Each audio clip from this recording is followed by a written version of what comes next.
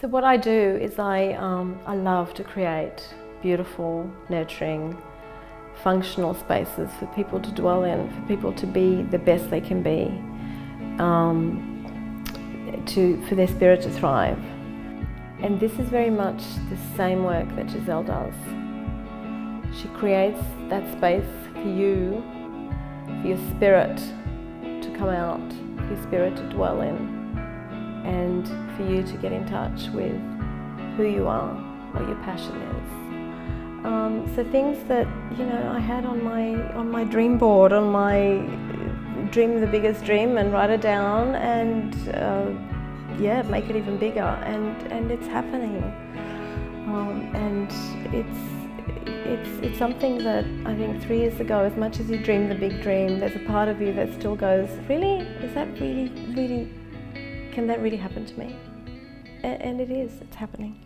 Yeah, so for me, there were 2 pivotal points and they happened in the year that I was coaching with Giselle, that just made everything turn around, and gave me wings, really, to believe in myself. The first one was I had met this Australian celebrity 6 months prior, and we just hit it off, and she indicated that she wanted some work done on her house, but she wasn't quite ready. It was now 6 months down the track, and I was in complete knots about contacting her, because I have this issue with reaching out to people.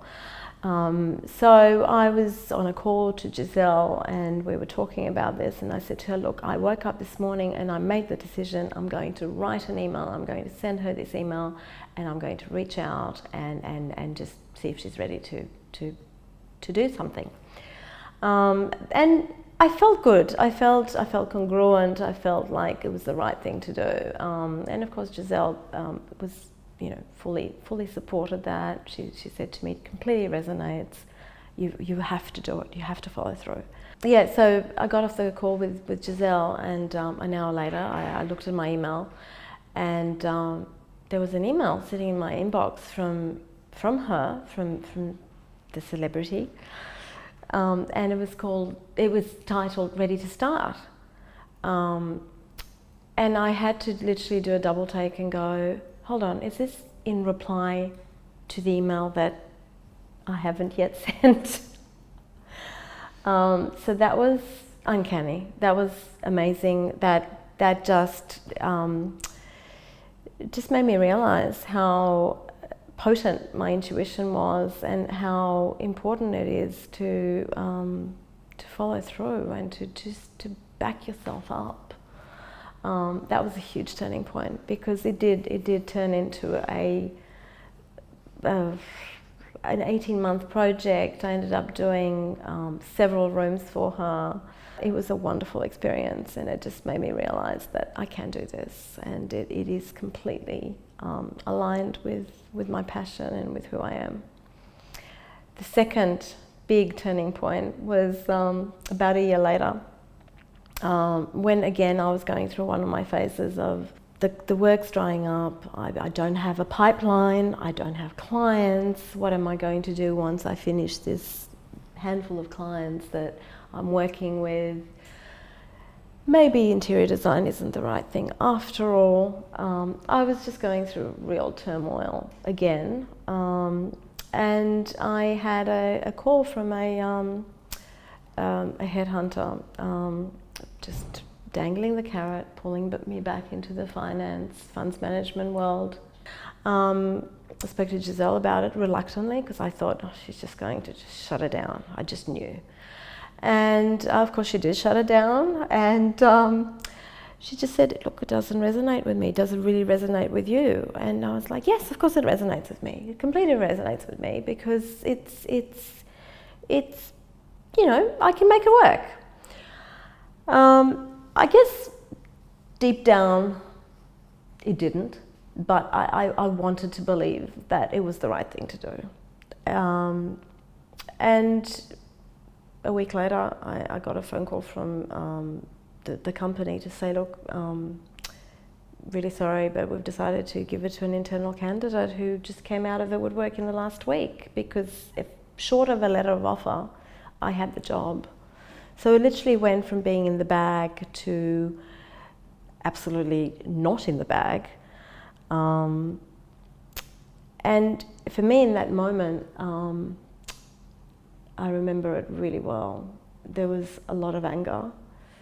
I felt really angry. I started crying. It was almost an internal rage at myself for letting myself go there again and getting trapped in the whole corporate thing and just not, well, backing myself up and not believing that what I'm doing, interior design, is my path and is categorically the right thing to do. Out of that anger, out of that internal rage, what came out was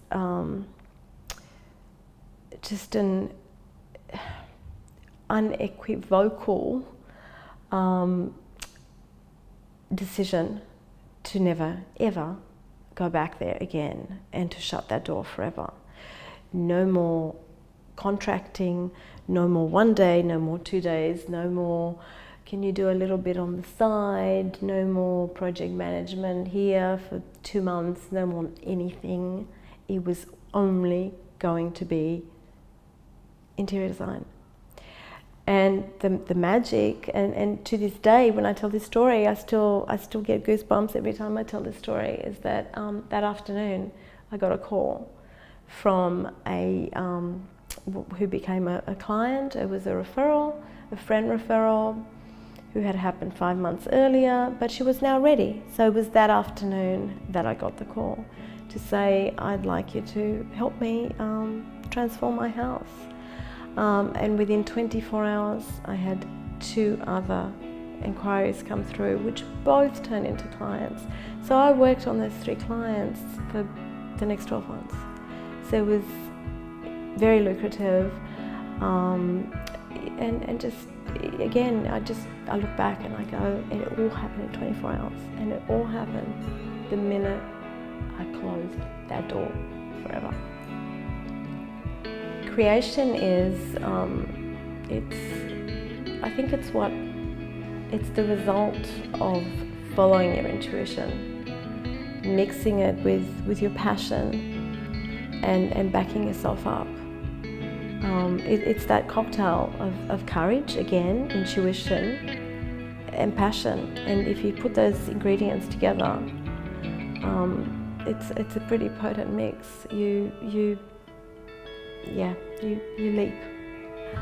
But if you can just imagine waking up in the morning and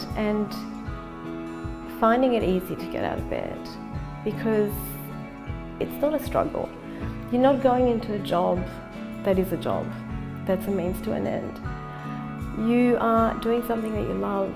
You are bringing yourself into the world every day, and making a difference, whatever your difference is, to other people's lives, and contributing, because at the end of the day we're all human beings and we long for connection and contribution. And if you can do that every day, what more is there really?